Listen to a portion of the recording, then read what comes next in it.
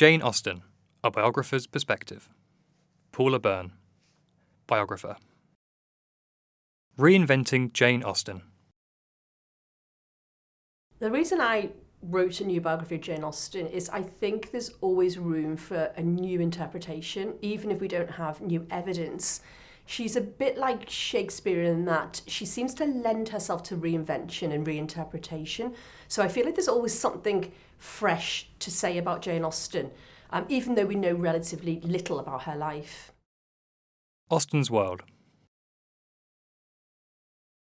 So as well as going to, obviously, Chawton Cottage, where she lived, and her school, where she went to in Reading, I also went to a lot of places that she visited in London, just trying to get inside the shoes, really, of what that might have felt like for her.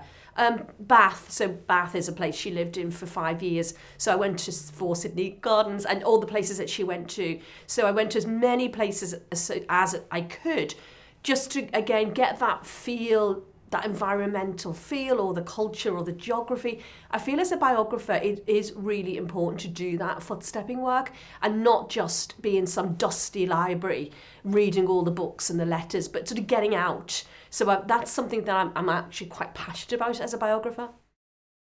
The Austen Challenge. Of the probable 6,000 letters that she wrote, we have about 160. So there are some challenges. There is no diaries, journals, so there's actually very limited primary material. So it is a challenge to write about Jane Austen as a biographer. Burning Austen's letters.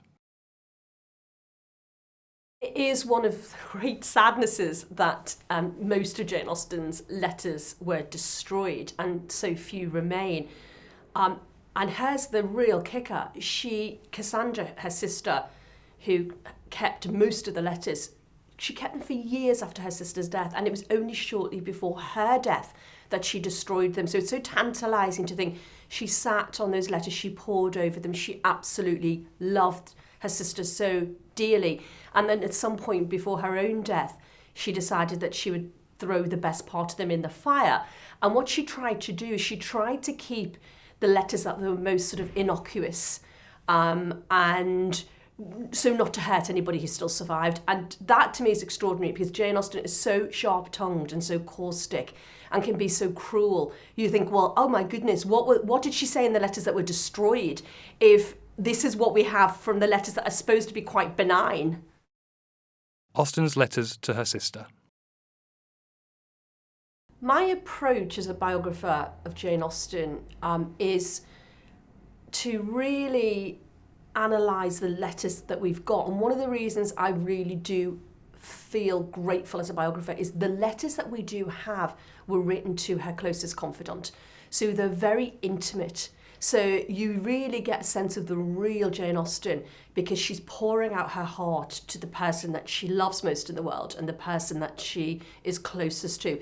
So even though we have relatively few letters, as a biographer of Jane Austen, it's really a very rich source, because you feel like you're getting a very unfiltered Jane Austen. The elusive Austen. I do think the sort of mystery element is one of the reasons why biographers are so obsessed by Jane Austen.